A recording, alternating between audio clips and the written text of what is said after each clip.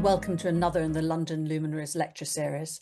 My name is Professor Judith Hawley and I'm the chair for the third in this year's series of lectures. In the past, we've had a theme for each series of our talks, but more recently we've left it up to our partners to decide what they want to highlight, the people, places and objects which make their properties so special. And this year, some new partners are joining us to share the stories about their life in and around London. And for the first time, we'll be including a talk from a central London site, Dr. Johnson's house, and they will be providing the talk next month. So tonight's speaker, Alexis Haslam, community archaeologist, joined Fulham Palace Trust in May 2017. He's given many fascinating talks to the luminaries about the different aspects of life in this historic treasure. His monograph on the archaeology and history of Fulham Palace is, I'm delighted to announce, due to be published in August of this year. Over to you, Alexis. Thank you very much, Judith. Hopefully everyone can hear and see everything. So yes, today's lecture is entitled The Chapels, Charity, Controversy and Loss. And essentially this is about the Tait family, who have always had a very significant place at Fulham Palace and in Fulham Palace's history.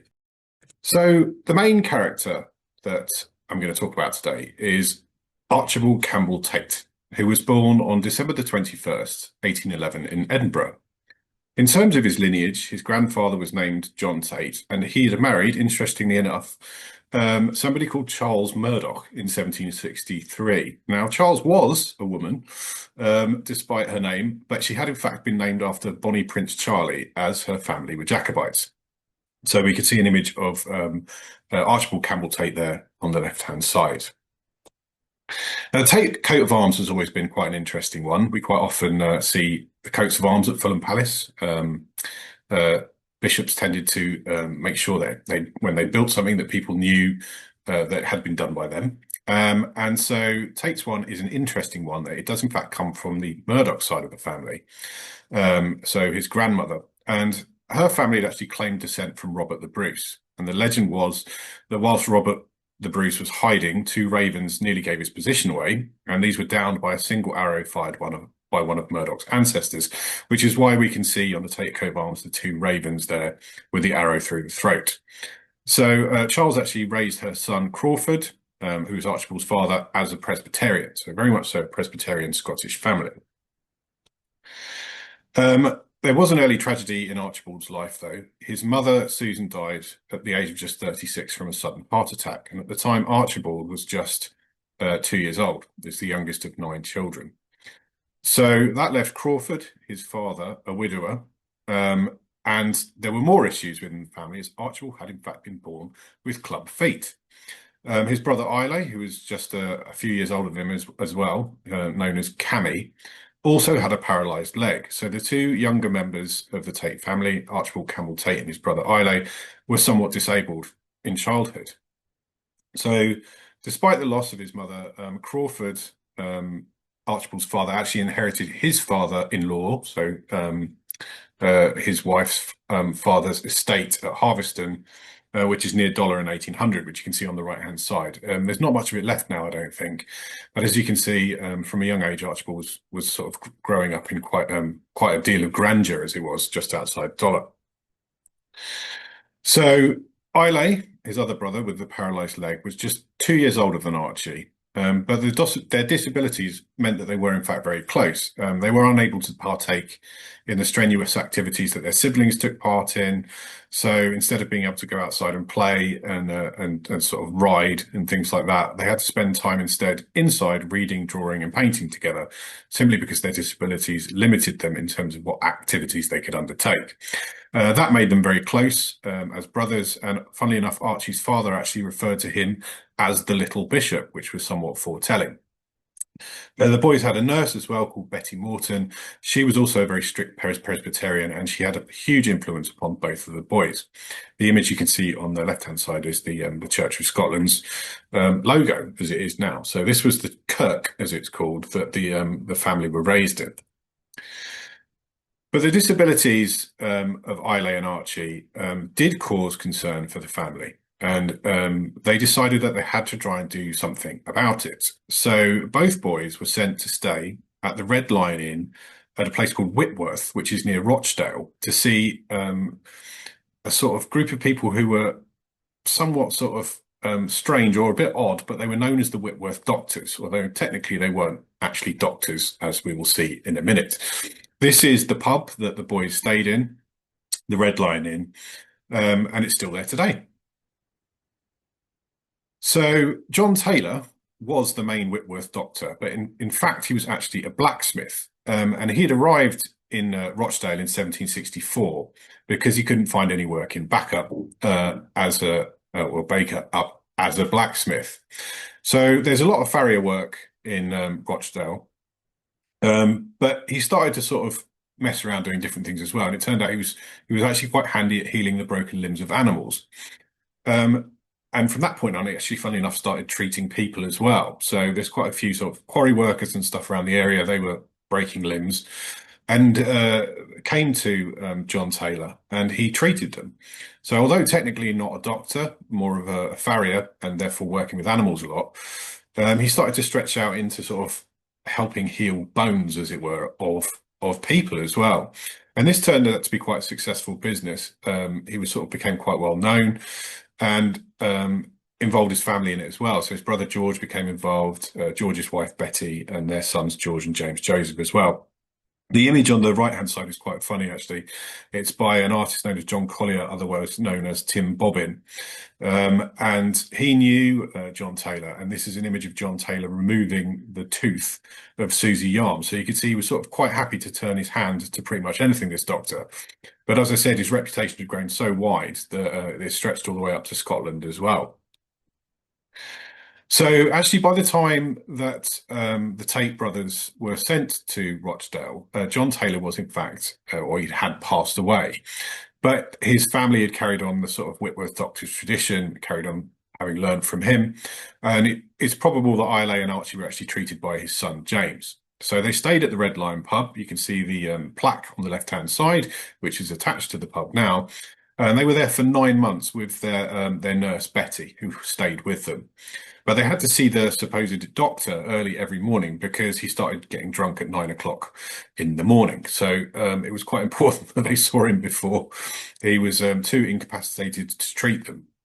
Both boys had to wear these incredibly painful tin boots known as shoons, including at night. So this was how, or this was the kind of treatment that they were being given to cure Islay's paralysed leg and Archie's club feet. But amazingly, this treatment actually worked, and both boys were cured. So whereas club feet is actually very much so a treatable thing from birth, it's recognised very early. Back then, it was an issue. But this treatment that was undertaken by the Whitworth doctors did actually work. Now, Islay was due to join the Navy at just the age of 11 in 1921. That had been what he wanted to do. And in getting his leg cured, this was sort of realising his dreams. But unfortunately, Archie contracted scarlet fever just before Islay was due to join the Navy. And he passed it on to his brother. So whilst Archie actually survived the illness, Islay didn't, and he died on the 28th of February that year. So Archie had lost his older brother and pretty much his best friend as well. So he was left with huge feelings of guilt and a long period of mourning for him, essentially. But he was a bright lad indeed, and he attended the Edinburgh Academy. So upon leaving, where he'd performed incredibly successfully, the co-founder of the school, Henry Coburn, said to him, "Go forth, young man, and remember that wherever you go, the eyes of your country are upon you." So presumably he's talking about Scotland. Archie then continued to Glasgow University, where he again was very successful. And in November of 1829, he gained the Snell exhibition to Balliol College, Oxford. So off he went to Oxford University, to Balliol College. But this was an interesting move in that following this very much so Presbyterian Scottish upbringing that he had, upon arriving at Balliol, he actually applied for confirmation and was confirmed within the Church of England on the 28th of May, 1831 at Christ Church Cathedral by the Bishop of Oxford. So now, despite having been raised in this very much so Presbyterian background, particularly given his family lineage and also his nurse, he is now changed to the Church of England. In 1834, he's elected a Fellow of Balliol, so he's now a tutor as well.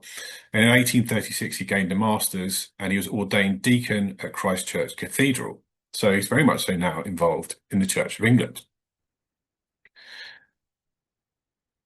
A slight change of tack followed, though, and in 1842, Tait gained the position of headmaster at Rugby School. So he's gone from being a sort of doing quite well at Balliol to being a sort of tutor there to then moving on to Rugby. And in the summer of 1843, he married Catherine Spooner in Elmdon Church. And Catherine was the youngest daughter of William Spooner, who was the Archdeacon of Coventry. So quite amazingly for the time, in 1845, they took a summer trip together through Europe to Italy and visited some quite magnificent sites, including Pompeii. But what I find quite amusing about Tait was that he said, "I cannot endure museums," which is quite hilarious given what Fulham Palace is now. But Catherine was a very adept individual.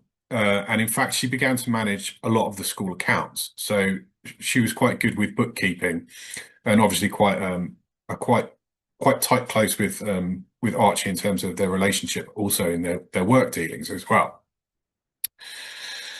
But unfortunately for Archie, he became unwell again with rheumatic fever. And for that reason, he decided that being the headmaster of Rugby was perhaps too stressful. And instead, he was made Dean of Carlisle in 1849, thinking that would be a less strenuous position. So this is the deanery at Carlisle on the right-hand side, which is quite an interesting looking building, but somewhat gloomy in this picture. But by this time, they very much had started their family, Catherine and Archie, and they had had their daughter Catherine Anna, known as Catty, in 1846, Mary Susan, known as May, in 1847, and Crawford in 1849.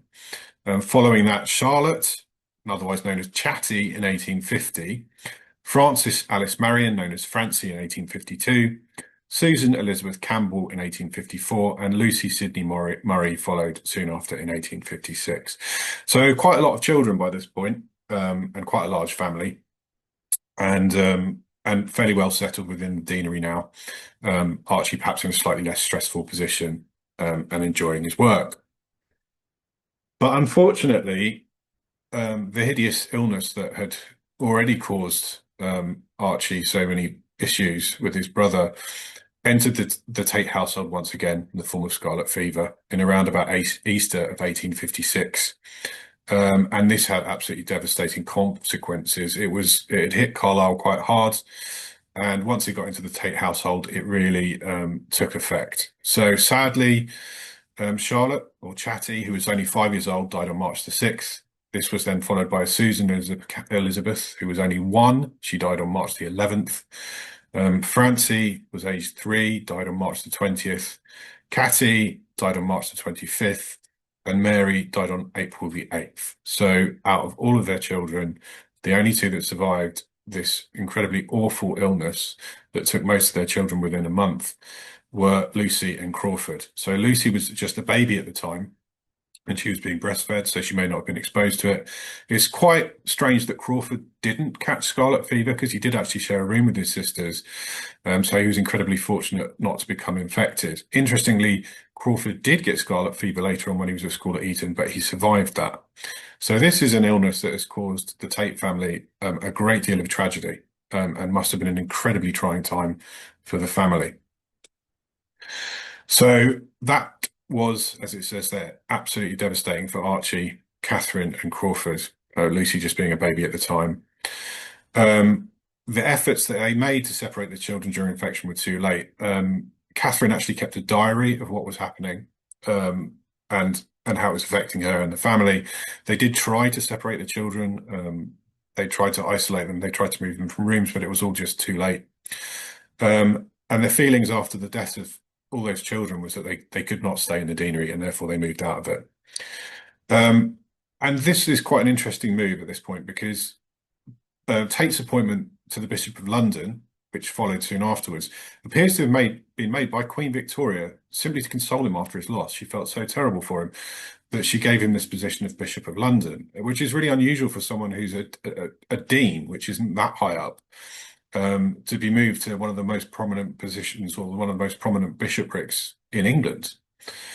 So the family moved to London. I mean, it must have been a very difficult move from one end of the country to the other and leave the grave of their five children in Carlisle. But they did have more children with Edith Murdoch, born in 1858, and Agnes Sitwell, born in 1860. So at this point, Tait is Bishop of London. The family have moved into Fulham Palace. And interestingly, Agnes was christened in the chapel at Fulham Palace because All Saints, which is the church, which is the main church in Fulham, was being refurbished at the time. But interestingly, the chapel actually that we talk about at this point in Fulham Palace was actually what's now the Great Hall, as you'll see in a minute. So when Tait arrives at Fulham, he's not, well, apart from the fact he's just had a really awful experience, but he's unhappy with a few things within the palace itself. So the chapel at the time was situated within the Great Hall. And this had been converted by Bishop Hooley, who was Bishop of London between 1813 to 28. He converted the Great Hall into a chapel because he converted the old chapel into a library. So the main issue that Tait had with the chapel was that it wasn't actually consecrated. So Hooley, despite being Bishop of London, actually failed to consecrate the chapel in which he was holding services. So for this reason, Tait decides this won't do, and he needs to sort things out within the palace itself. So the architect William Butterfield is first recorded within the visitors book at Fulham Palace on the 22nd of January 1864. And he's brought in to do a number of jobs. The first one is to alter the Great Hall and convert it back into what it was supposed to be, which is, of course, a Great Hall. So he removed the marble floor that Bishop Hooley had been put in, and he replaced it with wood. There was already wainscoting in the hall, but he added a new screens passage and associated wainscoting, which had actually come from the Court of Arches in the Doctors' Common, which was a kind of ecclesiastical court on Knight Rider Street. It is mentioned in Dickens, but at this point in time was actually closing down. So interestingly, if you look at these pictures, this is the screens passage at Fulham Palace on the left-hand side. At the bottom on the right-hand side, the main Great Hall at Fulham Palace, pretty much as it is converted by Tait.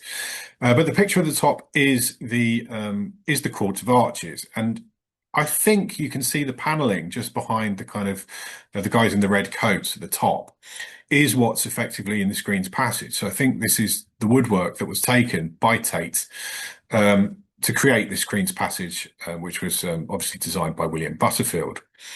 And I think maybe Tait got a good deal on the wood because the Court of Arches was actually being closed down at the time, so he probably got he had a court there, so I think he probably got first dibs on some of the woodwork, to be honest, and that's how he's ended up at the palace.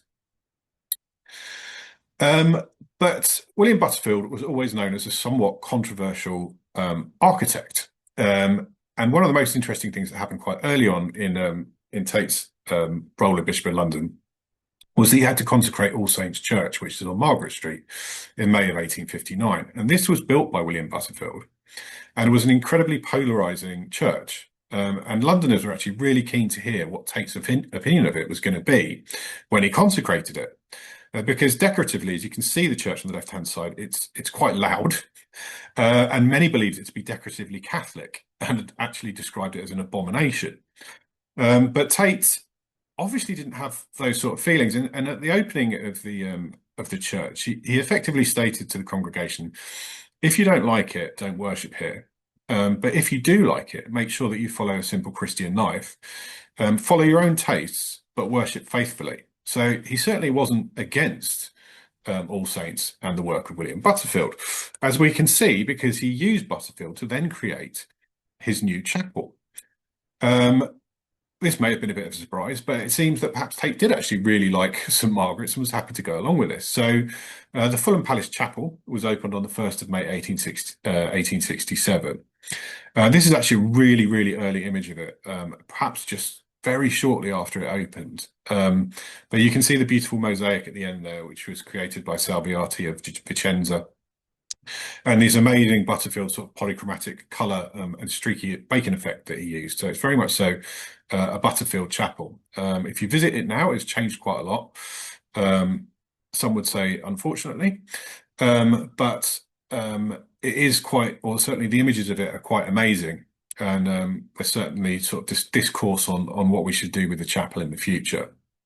because of Butterfield's work. And this is an image of probably taken almost on the same day as that image from inside, I think. And this is Catherine Tait, you can see outside, with two of her daughters. I can't work out which daughters it is exactly, but two of Lucy, Agnes, and Edith, sitting next to Bishop Compton's famous old cork oak.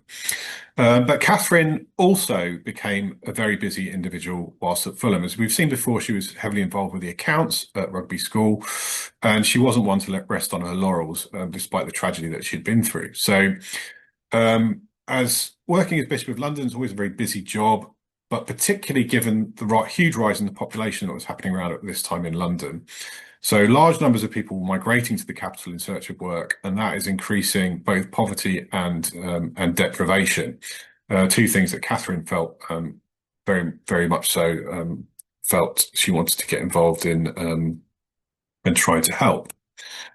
These are the three Tait sisters, so Catherine's daughters, slightly older. They're in full riding gear there. So we can see Lucy on the left, Agnes at the centre. She was the one that was christened in the chapel, and Edith on the right-hand side. So Catherine became very much so involved in sort of charitable associations, and she founded the Ladies Diocesan Association and recruited women to visit the needy in workhouses, prisons, and hospitals. And in fact, at the time, there were three individuals, all named Catherine, who became known as the Three Catherines, who were very heavily involved in this called charitable work. And that was Catherine Tait, Catherine Gladstone, and Miss Catherine Marsh. So yes, the Three Catherines. And interestingly, Catherine Tait often took her own children along to these institutions to read to the residents. So in 1866, a virulent strain of cholera gripped the capital. And Catherine, this was obviously another sort of outbreak that would have probably caused the Tait family great concern, considering what they'd been through. But very much so felt duty bound to offer their support to health workers, visit the sick, and offer comfort to their relatives as well. So Catherine, along with Archie, obviously, who was, as Bishop of London, dealing with this, Catherine very much so involved herself in this work. And she visited districts infected along the River Lee and campaigned as well for donations of sheets, blankets, linen, and tea as well. This obviously, her strengths very much played to the organisational skills that were required to undertake this sort of charitable work. And one of the other main things that obviously she felt very strongly about was the creation of an orphanage. So having lost her children, or a number of her children, she probably was quite concerned about children losing their parents as well. So she was brought into work with the sisterhood movements as well. And obviously with this rise of cholera, that led to a huge increase in the number of orphans. And she felt obviously very, very strongly about that. So this is Fulham, just northeast of Fulham Palace. And you can see the Fulham Refuge there, which was in fact originally a prison for women, funnily enough, but they changed the name of it to Refuge at this point. But she rented a house on Elysium Mews, which you can see in the top right-hand corner of the picture there, just by the number 21. And she established an orphanage house there to house 30 orphan girls. So very much so involved in the establishment of orphanages and looking after children who'd lost their parents. That orphanage lasted for 5 years and was assisted by the Sisters of the Community of St. Peter. But in 1871, it moved to Stonehouse in Broadstairs on the Isle of Thanet, which is here. I think now it's been converted into sort of flats. But this was a new, bigger building that could house 80 children, which was built on land inherited by Archibald Campbell Tait. So they built this house, fresher air down there, obviously, and seen as a much more positive place for children who had lost their parents to grow up. And obviously, this is after Archibald Campbell Tait had been made Archbishop of Canterbury, but they remained heavily involved in the orphanage, and it didn't actually close down until 1950. On a slightly more upbeat episode in regards of the Tait family, one of the issues that Archibald Campbell Tait had to deal with as Bishop of London was John Colenso. So the problem the Bishop of London has is they are in charge of the church in the colonies, which has always been kind of, many of the bishops have been quite confused by this and questioning it, but it seems to go back to the early 17th century. But John Colenso, as you can see in this Vanity Fair image on the left-hand side, was based in Africa, and he'd been made Bishop of Natal in 1853. So he'd been heavily involved with the Zulus, but he sort of raised a bit of controversy, as it were, by questioning the accuracy of biblical events such as Noah's Ark, the Exodus, and the crossing of the Red Sea. That created a huge scandal in England about biblical infallibility. And caused all kinds of problems within the church. So the South African bishops stated that they deposed Colenso in 1863, but the Privy Council in England actually said South Africa didn't have anything to do with Natal, so they couldn't do that anyway. But Colenso was certainly causing Tait a bit of a headache. And even more strangely, as these things seem to happen at Fulham Palace, the Taits had acquired an emu. This had been sent to them from Australia and arrived in 1860. I don't actually know how long emus live for, but I think it's quite a while. Anyway, the Taits had a garden party in 1864, and the emu was released into the Warren, which is now the Fulham Palace Meadow Allotments Association. But that's where the cows lived. And the cows did not like the emu and immediately started chasing it, at which point Dean Henry Milman said, "Of the emu, there's goes Colenso and all of the bishops after him." So this has always led to the idea that perhaps, I'm not actually sure what the emu's real name was, but it's always referred to as Colenso when we talk about the emu at Fulham Palace. And it's obviously quite an interesting backstory to it. I have no idea what happened to the emu in the end, whether it went with the Tait family to Lambeth Palace or not. I do not know. But here's a rather nice image of the Taits outside the north door at Fulham Palace, shortly before they left, actually, for Lambeth Palace. And we can see Lucy on the left there, Crawford just next to her, then Agnes, Catherine Tait in the middle, and Edith on the end. I'm not sure who the ladies sitting or standing are. Probably a bit more research, I'd be able to work that out. But yeah, this is just outside the north door at the palace, which still survives today and is mostly used as the staff entrance. So Tait was indeed made Archbishop of Canterbury, and was the first Scottish priest to be made the Archbishop, and that took place in November of 1868. So the family thus left Fulham Palace and moved to Lambeth Palace. So not too far away. But a huge move up in terms of his role and position. But we're going to talk a little bit now, as we come towards the end of the talk, about Lucy Tait, who you could see on the left-hand side, who was just a baby in Carlisle when all her older sisters passed away. And Lucy is certainly a very interesting character. It's Pride Month this week, so this month, so we're going to talk a little bit about Lucy. So Catherine said of her daughter, who was 5 in 1861, "Lucy is a child of very strong character and most dear. May God give me grace to guide her in the way that she is good. Her mind opens rapidly." So Lucy is a really interesting character and certainly seemed to have quite a sharp wit.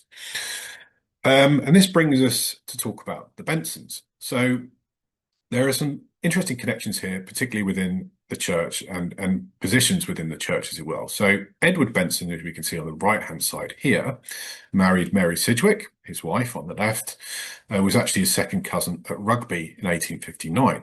And they were married by Frederick Temple, who would go on to be Bishop of London and also Archbishop of Canterbury. But at the time, Benson was a schoolmaster at Rugby, or he had been in 1852, taking on that role just shortly actually after Tait left. And he went on also to be first master at Wellington College in 1859. So these are the Bensons.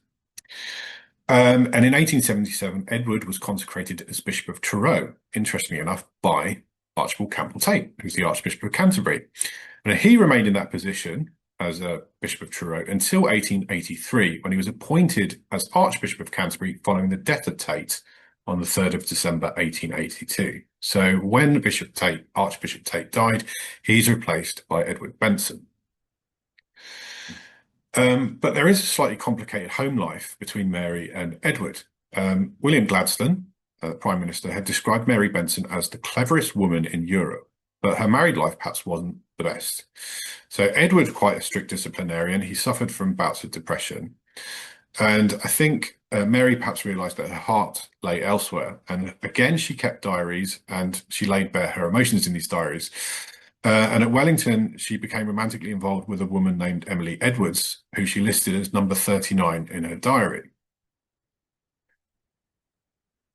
So Mary Benson is obviously married now to the Archbishop of Canterbury, but she had met Lucy Tait before in 1882 as Archibald Campbell Tait, her father, was ailing and Edward was being lined up as a successor.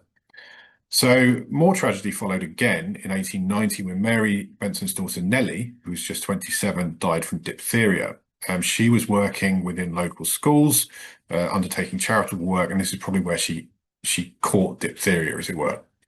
So Edward had been quite taken with Lucy Tait, her charitable work as well, and he actually invited her to live with the Bensons at Lambeth Palace, which obviously she knew fairly well because she'd lived there herself, to support Mary Benson and guide their younger daughter Maggie. So a tragic loss of their daughter Mary led to Lucy moving in back to Lambeth Palace to live with the Benson family to help Mary and to guide their younger daughter. But it's pretty clear that Lucy and Mary were drawn to one another and they started a romantic relationship that would last for 30 years. Mary herself, Mary Benson, suffered from guilt from this in a sense that she was committing some kind of sin and wrote in her diary, "Once more with shame, O Lord, grant that all carnal affections may die in me. Lord, look down on Lucy and me and bring to pass the union we have both so continuously desired." But interestingly, when we look at this picture on the left-hand side, much later on in life, we can see Lucy, labelled as Miss Tait on the left-hand side, her sister Edith in the middle, standing as Mrs. Davidson, Randall Davidson between the two, who would also become Archbishop of Canterbury. So Edith, Lucy's sister's husband, became Archbishop of Canterbury as well. And we also see Mary Benson there with the umbrella, her son, A.C. Benson, above them. And on the right-hand side, Mary Benson's nurse, who'd also been nurse to her children. So that was Beth Cooper. So this is actually a really lovely, lovely photograph, but you can see these amazing links with the position of Archbishop of Canterbury. It's quite amazing. So this does create a degree of tension, though, with Mary feeling sort of elements of guilt, and Lucy does not feel the same at all. In sort of Mary's, you can understand Mary a little bit. Mary's married. She's a mother as well. Lucy's neither of those things.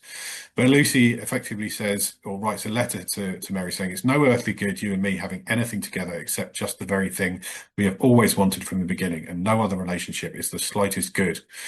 Whereas Mary then suggested a compromise involving a kind of program of abstinence and reward.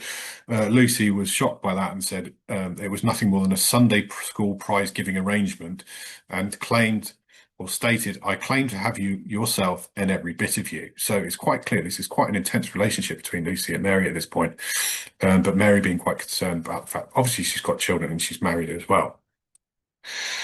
But on the 11th of October 1896, Edward Benson died during the confession at St Daniel's Church in Hawarden. The Bensons were actually visiting William Gladstone, the former Prime Minister, when this happened. So this death is obviously quite tragic for Mary. She's lost her husband. She's now a widow. Beg your pardon. And she's also technically homeless. But at the same time, she wrote, "In a way, I feel more grown up now than I ever have before.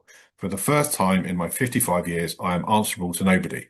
No one has the right to censure my actions, and I can do what I like. What a tremendous choice." So quite strong words from Mary there. She actually felt finally free. So in the spring of 1899, Lucy and Mary moved in together to Treman's house, a 17th century manor in the south, Horsted Keynes in West Sussex, and they lived out the rest of Mary days there. So they were effectively a couple at this point. They were living together and they moved into this house together. So a kind of happy ending, as it were. Mary passed away in June of 1918, and Lucy eventually moved in with the Davidsons. So that's Edith, her sister, and the Archbishop of Canterbury, Edith's husband. Mary died there, not Mary, sorry, Lucy died on the 5th of December 1938. Which brings me to the end of the lecture. So I shall hand over to Judith, if that's okay, and let her talk. Wow, fantastic. What an amazing talk. We've got love, death, emus. What's not to like? Fantastic as ever. Before we open for questions, I just want to point out that we're going to be meeting now on the first Thursday of every month, right through to November. And our next talk will be from Dr. Johnson's house. The wonderful curator there, Celine, will be presenting a talk on Johnson's life and his work as a dictionary man. We also have a new speaker from Turner's house in August. And our own Ricky Pound will be talking about from Marble Hill. And we have Ham and William Morris. So there's really a packed programme of delights. Good. Thank you so much. Thank Thank you you. on behalf of the many people who were here listening to. And really, if you haven't been to Fulham Palace, you should go. There's always something new to see there. Thank you so Thanks much, very and much. thank you, audience. See you at the next time.